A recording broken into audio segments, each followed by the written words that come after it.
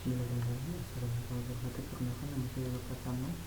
Saya siswa internasional dari Fakultas Ilmu Informasi dengan nomor mahasiswa 16.311-2700-400097 yang akan menjawab soal UAS rekayasa perangkat lunak K03 dari yang diajar oleh Dr. Agung Triyayudi Eskom Menkom. Yang pertama, soalnya jelaskan perbedaan dan memberikan contoh real object oriented model dan function oriented model. Jawaban saya, perbedaan object oriented dan function oriented model yaitu object oriented adalah paradigma pemrograman berdasarkan konsep objek yang dapat berisi data dalam bentuk bidang, sering dikenal sebagai atribut, dan kode dalam bentuk prosedur, sering dikenal sebagai metode. Bahasa pemrograman OOP meliputi C++, C++, Python, PHP, Java, JavaScript, Ruby, Perl, Object-Pascal, Objective-C, dan Scala, Swift, Common Lisp, MATLAB, dan Smalltalk. Selanjutnya, function oriented bergantung pada penguraian sistem menjadi sekumpulan fungsi yang saling berinteraksi dengan sistem terpusat yang dibagikan menjadi fungsi-fungsi. Contohnya, perangkat lunak yang mengontrol ATM. Sistem tersebut diimplementasikan sebagai loop dan tindakan berkelanjutan dipicu saat kartu dimasukkan. Fungsi yang dipanggil seperti dispense case, get account number, order statement, order checkbook, dan lain-lain. Soal nomor 2, contoh preventive maintenance dan proactive maintenance. Preventive maintenance merupakan tindakan perawatan terjadwal yang berfungsi untuk mempertahankan suatu produk. Biasanya tindakan perawatan ini meliputi pemeriksaan berkala, pemantauan kondisi, pergantian barang sebelum terjadi kerusakan, kalibrasi berkala, dan tindakan kecil seperti pelumasan dan pengisian bahan bakar. Tindakan perawatan ini mengakibatkan sistem mati. Selanjutnya, preventive maintenance. Perawatan ini pada dasarnya mengacu pada perubahan dalam perangkat lunak komputer untuk meningkatkan kinerja pengemasan atau pemeliharaan.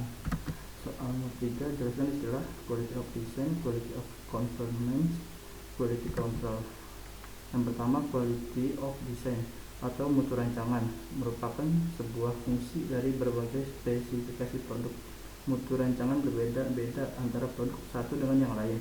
Selanjutnya, quality of conformance atau mutu kesesuaian. Mutu kesesuaian adalah ukuran mengenai bagaimana mutu produk memenuhi berbagai persyaratan atau spesifikasi yang telah dirancang. Dengan kata lain, tingkat optimal dicapai pada tingkat kesesuaian 100%. Selanjutnya, quality of performance atau mutu kinerja adalah kemampuan perusahaan mempertahankan tingkat kesesuaian. Yang keempat, ada jelaskan tentang atomicity dan konsistensi. Atomicity mengacu pada kemampuan database untuk menjamin bahwa baik semua bagian transaksi dilakukan atau tidak sama sekali. Jika salah satu bagian transaksi gagal, seluruh transaksi gagal. Selanjutnya, konsistensi memastikan data dapat dikembalikan dalam keadaan sebelum transaksi dimulai jika terjadi kegagalan. Nomor 5, penjelasan mengenai configuration item tree. Definisi agregasi perangkat keras, perangkat lunak atau keduanya yang ditujukan untuk memanajemen konfigurasi dan diperlakukan sebagai entitas tunggal dalam proses manajemen konfigurasi. Item konfigurasi perangkat lunak tidak hanya segmen kode program, tetapi semua jenis dokumen yang sesuai dengan pengembangan, misalnya all type of code file, drivers for test, analysis or design document, user of development manual, system configuration, atau version of compiler used. Dalam beberapa sistem, tidak hanya perangkat lunak tetapi juga item konfigurasi perangkat keras atau CPU, frekuensi kecepatan bus. Ini salah satu contoh konfigurasi item tree. Di sini ada project. Nah, di bawahnya model, subsystem, dokumen. Nah, dokumen ada RAD dan OOD. Di model, object model, dynamic model. Di subsystem itu ada database dan user interface. User interface menggunakan kode data unit test. Selanjutnya, nomor 6, penjelasan tentang software configuration management plan.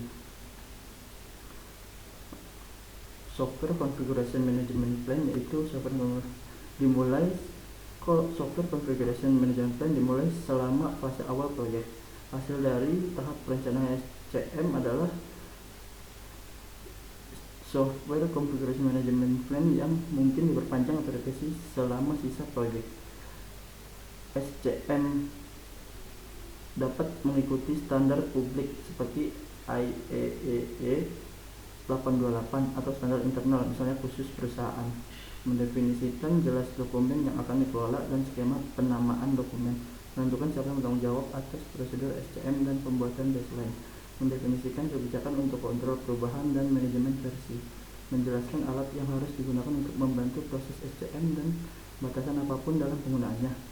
Mendefinisikan database manajemen konfigurasi yang digunakan untuk merekam informasi konfigurasi. Sekian jawaban dari saya, kurang lebihnya mohon maaf. Wassalamualaikum warahmatullahi wabarakatuh.